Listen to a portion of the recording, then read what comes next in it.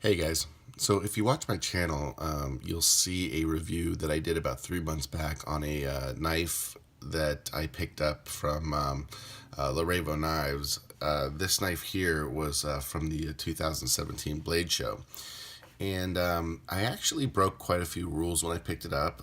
Generally, I only like to buy knives that I can hold and see before I spend the money on.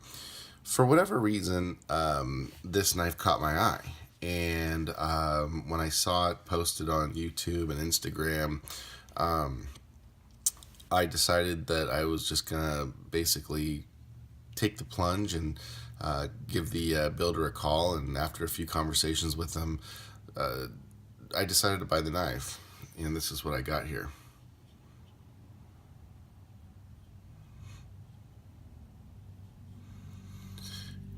The main reason that I purchased this knife was I really, really like large knives. And I like knife makers doing things that I've never seen before. I want to reward kind of, not reward, that's the wrong word, but I like having things that, you know, people have kind of thought outside the box and kind of done something that I've never seen before. So first off, I really like carbo quartz, and this was kind of the first knife that I had seen that had an entire carbo quartz scale on it.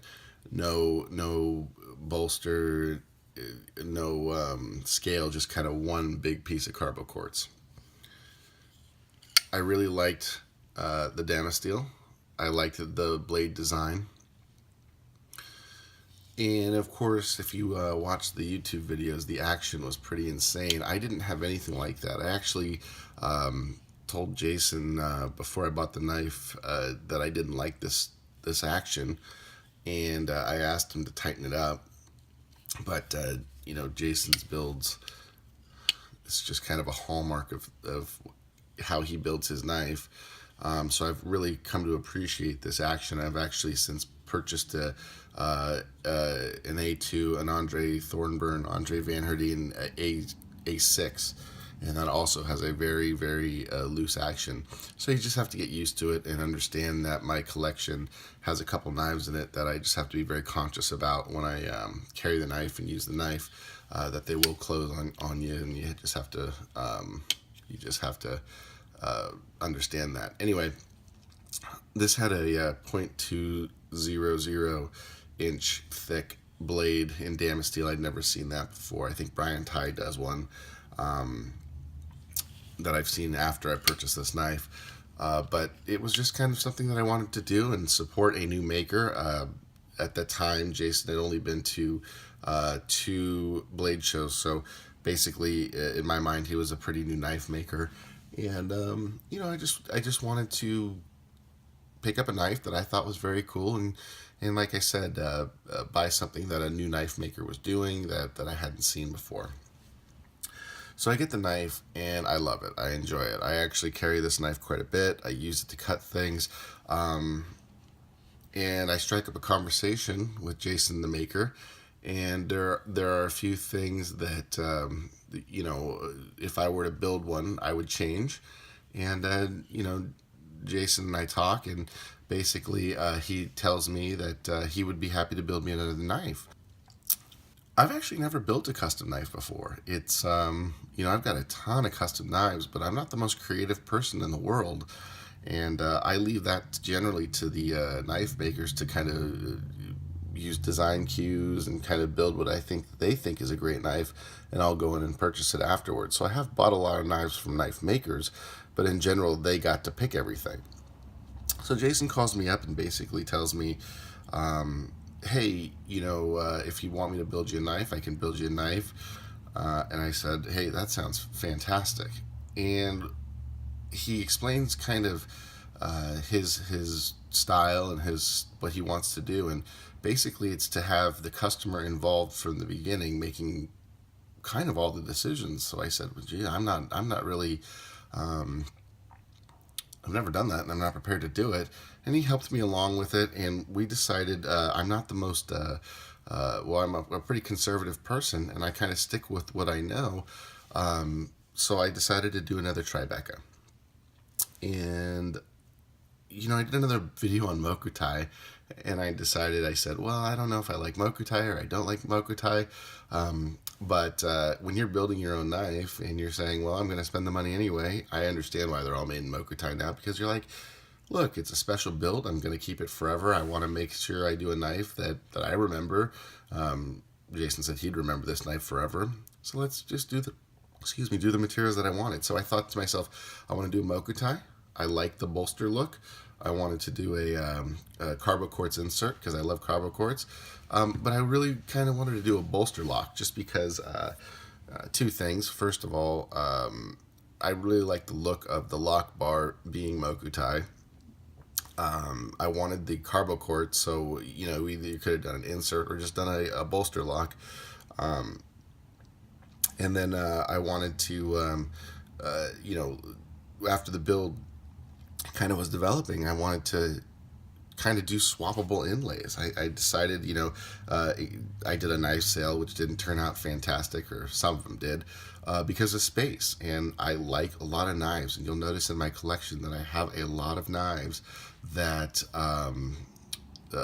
basically look very similar, that are dressed different, but I'm out of space. And so I said, well, what I want to do is I'm going to make a knife that I can make look and feel in different ways and fashions, and I want to have this knife and just be able to put new screws in it and have the whole look change. So this is what we came up with. So let me go over the specs here.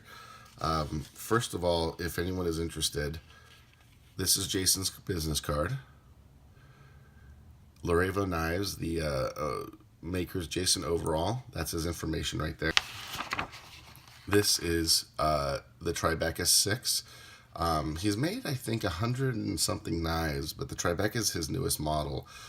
This here is the Tribeca 1, so he's only made 5 in between mine and this one. I guess they're both mine. But here we go. It's 8.25 inches. It's 4.8 closed. This one happens to be a Mokutai bolster lock. This one happens to be a Damasteel blade, and he did some really cool pivot work. And this one has some titanium and Damasteel backspacer and Mokutai pocket clip. Let's take a look at not only the knife, but the inserts. So I'm not going to change out the inserts on video, but I'm going to take a few minutes here and put some pictures up. This is the carbo quartz, as you can see here. And this is from the light box, so the light changes differently when you, or the knife look changes differently when light hits it, and it's so cool looking. This here is the, let's do the Damasteel next here. And you can see the Damasteel is actually Jason's idea. I didn't know. I just wanted the swappable inserts, and I didn't really know. Like I said, I'm not the most creative person. I didn't know what exactly I wanted, so he did. He decided to do the Damasteel, and to go along with the Damasteel, you see that we even changed the pivot colors, so those could be easily swappable. Okay, and here is the Mokutai inlays, and these were my idea. So I wanted to go with either Mokutai or carbo quartz, and he said that the Damasteel would look great. We did the Damasteel. Hand fitting 3 inserts apparently into a frame was extremely difficult. I want to thank Jason for working tirelessly for it. It's not every day that you get a knife maker that will basically take on a job that he's never done before. I begged him, not begged him, but I asked him to do certain things, and he basically told me, hey, I've never done that before. I'm willing to do it, but you've got pretty expensive materials here. You just have to understand that this is not easy for a knife maker to do. So I said, okay, that's fine. Can you do it anyway? And I put a lot of trust into him, and he delivered. So let's take a look at the knife. Let's get this one out of the way here. Take a look at this guy. This is what we came up with.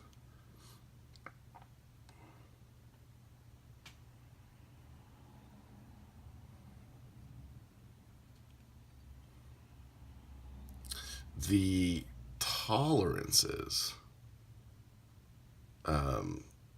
got pretty amazing, even from this build here to this build. And you can see that Jason slimmed the model down a little bit, so I'll put this back on. He did change a few things. He changed the flipper tab. This one does function a lot better. I like this one because it's kind of out of your way in the pocket, but you kind of have to get to know how to use it, and you have to be conscious of it, and it's a little bit different than all the other knives in my collection. This flipper tab is very similar to, very intuitive, just like all the other flipper tabs that are out there.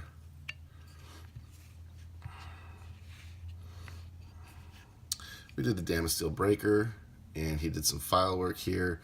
Really beautiful work. A couple things that were changed from knife to knife. Besides the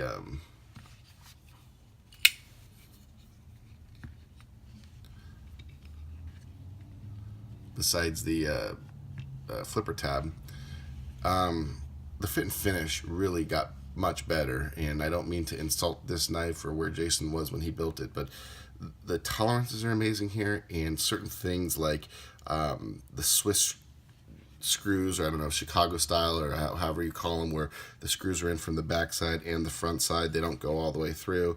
And basically everything is very tight. When you take this knife apart, it goes back together. It's actually exceptionally tight. I spent a few hours learning this knife. I took it down to the pieces. I told Jason I was going to do that, and it took a while to put it back together just because it's a very tight tolerances. Whereas this one's much looser. Everything kind of, came together very easily after I put it together, and but you had to kind of find certain tolerances where they needed to be. These are handmade knives, so if you're getting a custom knife, there are a bunch of custom makers out there that use CNC. Jason's not one of them. Every single knife he builds, I mean, there's no automation, no heavy machinery. He showed me pictures. I mean, the dude's got like a drill, a grinder, a bandsaw, and his two hands and a file, right? And I'm amazed at the knife he could produce. But it's a little bit opposite of like the Medfords. The Medfords are going to be a knife that just has extremely precise machining and precision, and so when those knives go together, they're identical. I'm guessing that they just make the slabs and they put them together, and of course they hand fit them. I'm not going to take that away. They everything to get perfect action, hand fit them, but these knives here just definitely have a hand built feel to them. Now I know a lot of other makers hand polish and they hand finish and they hand do a lot of stuff, but I mean, you're talking about a knife that doesn't even use water jet to cut the frames, so the frames are literally ground by hand. That's pretty impressive. I think I have a couple knives in my collection that do that. I think another maker that I own is Cody Utzler, and he did an amazing job. But this knife really gives you the feeling that Jason built this thing by hand, and so it's got a very art feel to it, kind of. So if you're looking for a ZT feel, or even a Riat is going to have a very unique, machined, precise feel to it. This knife is different. This knife absolutely feels like the knife maker, feels like the custom knife that it is, and just kind of gives you a different experience altogether. So we thinned it out. You can tell that this one is much thicker than this knife here.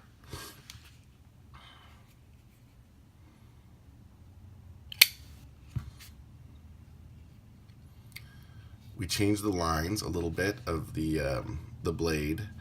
These are all things that you can do that I didn't realize you can do with a custom knife. He said, "Well, what's the would you change on the knife you had?" And I actually had a few ideas.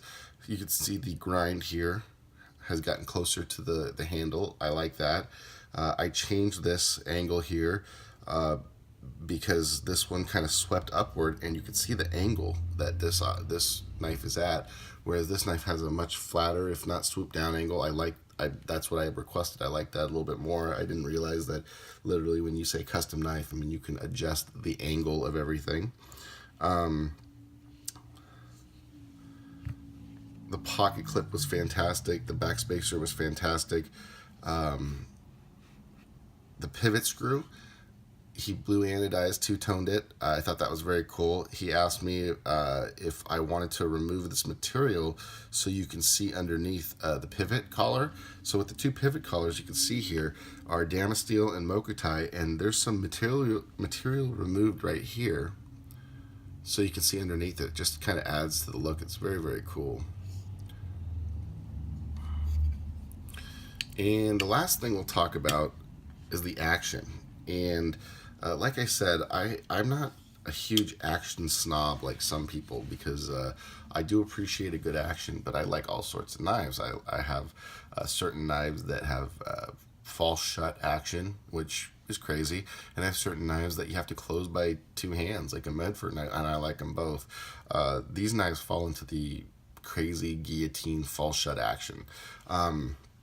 So I remember when I got my A2, A6, I spoke with the person who sold it to me, and he thought that I didn't like it because I was kind of questioning if that was a normal thing for that knife. I mean, that knife literally, you break the detent and boom, I mean, it was down. Same as this one, very similar.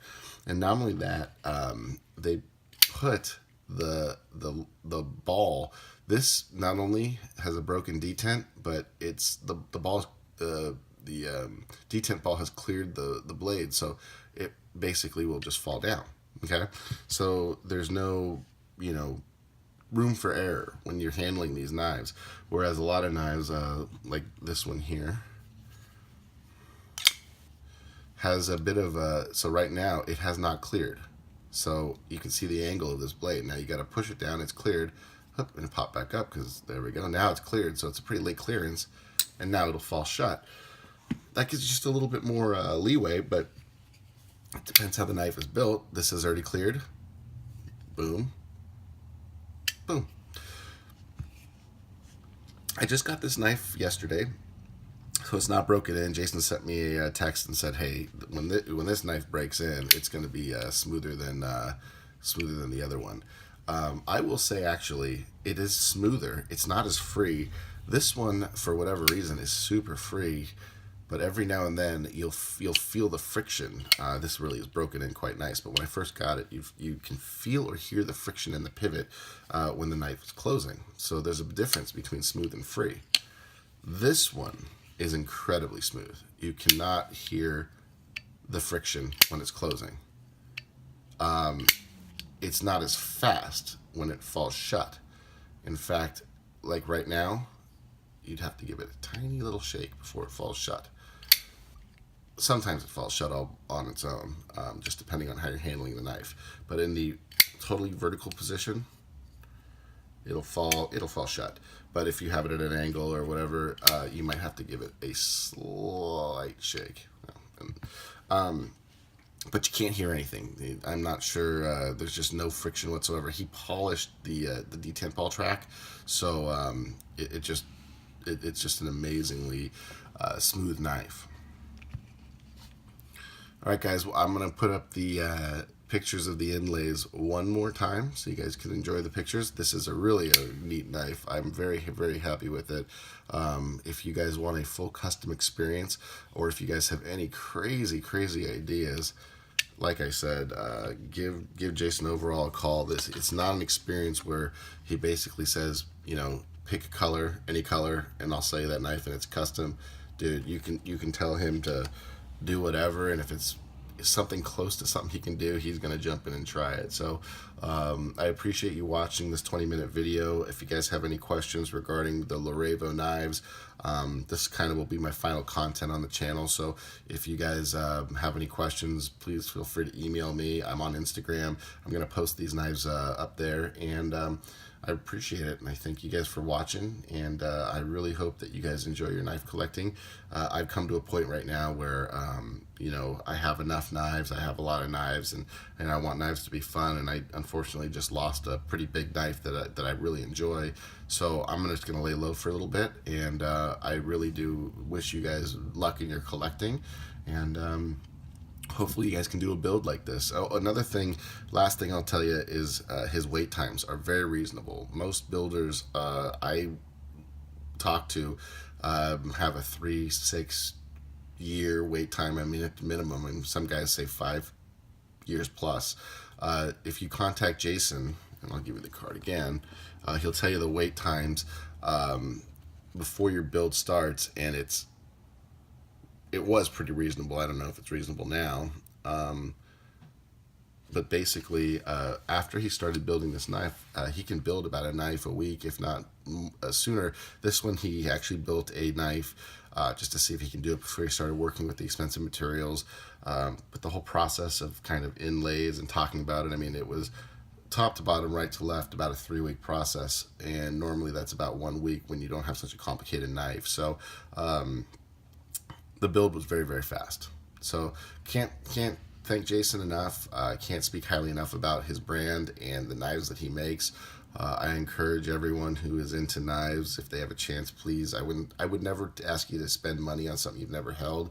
So if you can get your hands on a Larevo custom, I would 100% tell you to at least check it out. And I do think that in the custom knife world, it's just a unique experience and something that's different than all the other customs. No offense to the other custom makers that I work with, I love their knives as well, but it's just a completely unique experience when working with Jason.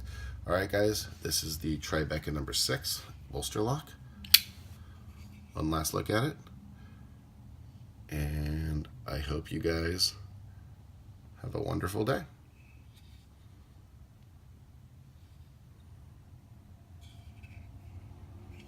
One last time on the close. Thanks.